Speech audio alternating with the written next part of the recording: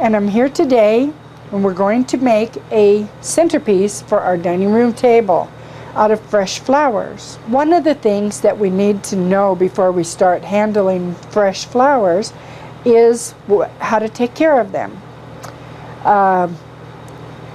When we get flowers in at my flower shop, we try to take off all the excess leaves off of the bottom of the stem, so that whether we put it in a vase or put it into an arrangement like this, there's not so many leaves on it.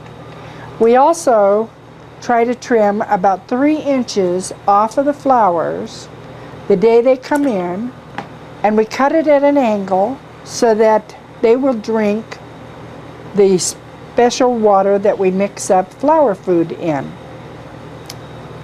Roses are very delicate and will not drink unless they are trimmed. The end gets very, seals up very tightly, and they will not drink water until you cut them and make a fresh cut.